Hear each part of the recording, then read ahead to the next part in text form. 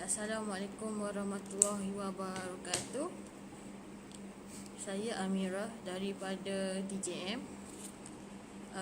Hari ini live saya bertajuk kepercayaan masyarakat Arab sebelum kedatangan Islam.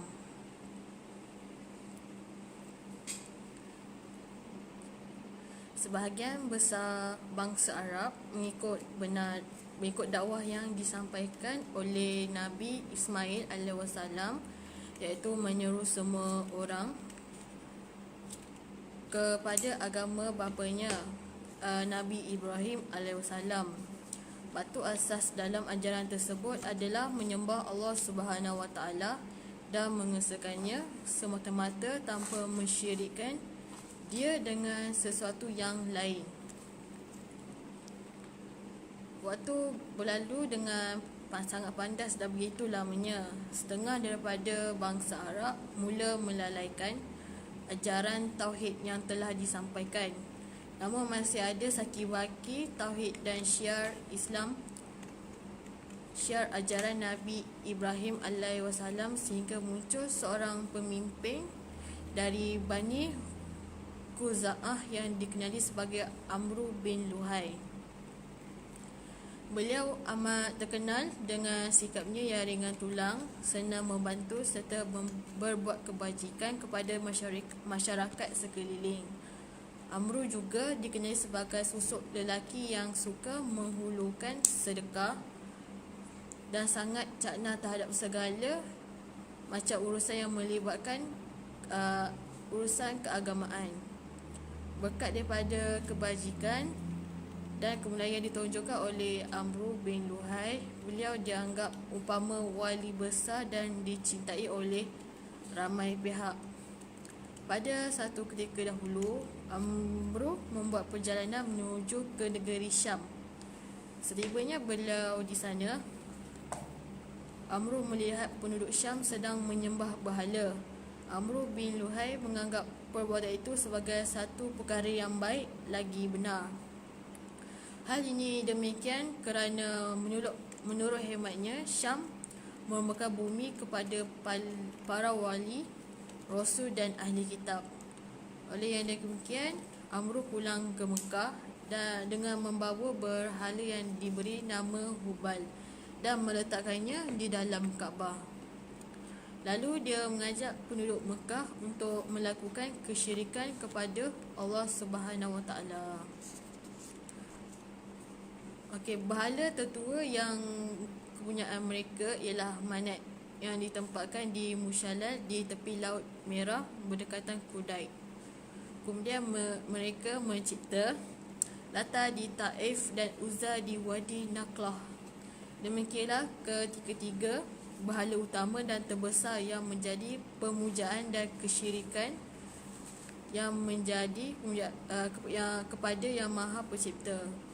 Kemusyrikan ini semakin lama semakin bermerajalela dalam kalangan penduduk di sekitar wilayah Hijaz. Terdapat kisah yang menceritakan bahawasanya Amru bin Luhai ini mempunyai pembantu yang berasal daripada bangsa jin. Pada suatu hari, pembantunya memberi sebuah khabar bahawa berhala-berhala kaum Nuh seperti Wad, Suwa, Yahud dan Nars terbendam di bawah Jeddah. Tanpa melengahkan masa, Amru bin Luhai terus bergegas menuju ke sana, lalu mengangkat semua berhala tersebut lantas membawanya ke Tihamah. Setelah tibanya musim haji, beliau akan memberikan berhala-berhala tersebut kepada kabilah-kabilah yang mengunjungi kota Mekah. Seterusnya ialah kepercayaan masyarakat Arab sebelum kedatangan Islam. Yang pertama, mereka akan mengelilingi sambil mulut terkumat kamit meminta pertolongan daripada berhala tersebut. Yang kedua, mereka akan menunaikan haji dan tawaf mengelilingi berhala-berhala, tunduk serta sujud di hadapannya. Yang ketiga ialah mereka mengadakan penyembahan kepada berhala dengan menjanjikan beragam jenis penyembahan seperti korban yang berupa binatang sembelihan atas nama berhala-berhala yang ada.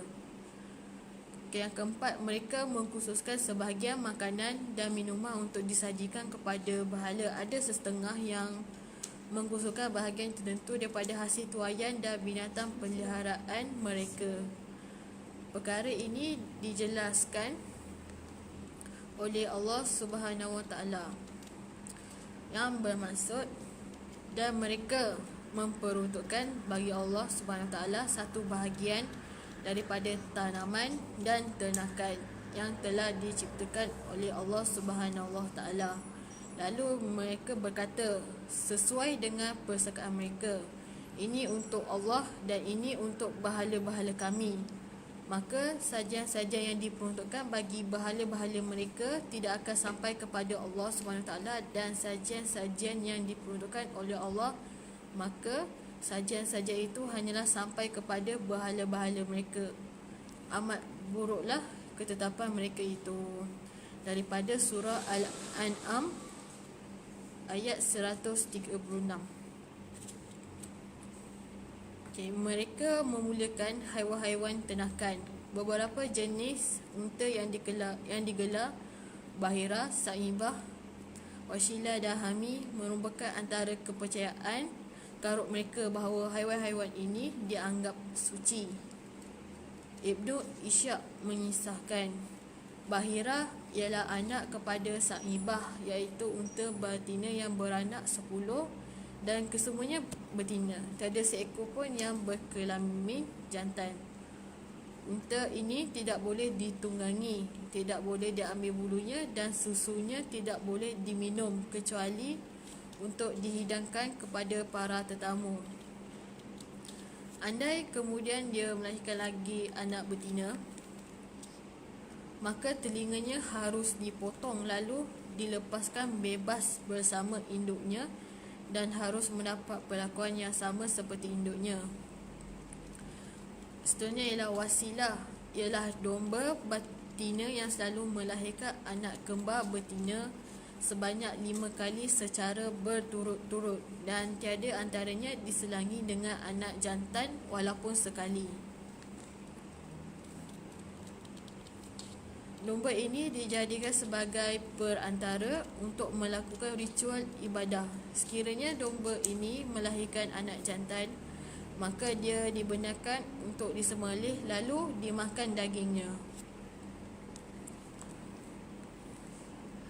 Seterusnya ialah Hami, merupakan seekor unta jantan yang sudah membunting 10 ekor untuk unta betina dan masing-masing melahirkan 10 ekor anak betina secara berturut-turut tanpa ada jantannya. Unta seperti ini tidak boleh ditunggangi, tidak boleh diambil bulunya, harus dibiar lepas dan tidak dibenarkan untuk dimanfaatkan atas apa-apa jua kepentingan. Bagi membidas kepercayaan karut ini, Allah Subhanahu Wa Taala berfirman, yang bererti Allah sekali-kali tidak pernah mensyariatkan adanya Bahira, Sa'ibah, Wasilah dan Ham.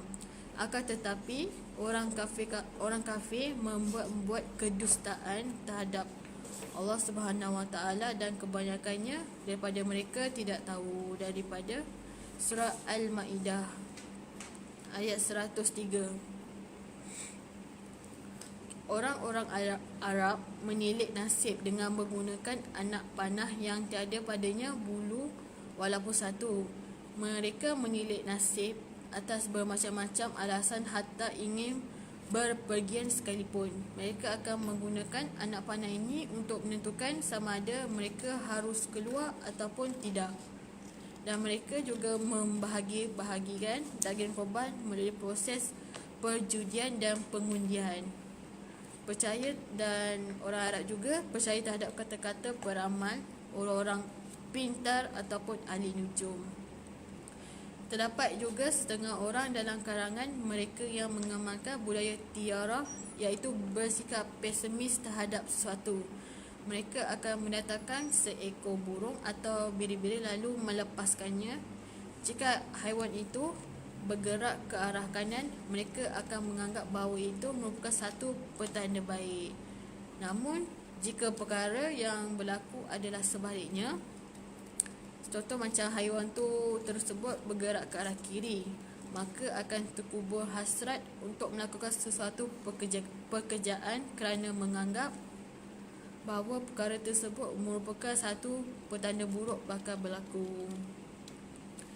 Dan ketika zaman jahiliah ni, mereka juga akan mengamalkan ramalan berdasarkan hari, haiwan, bulan ataupun wanita.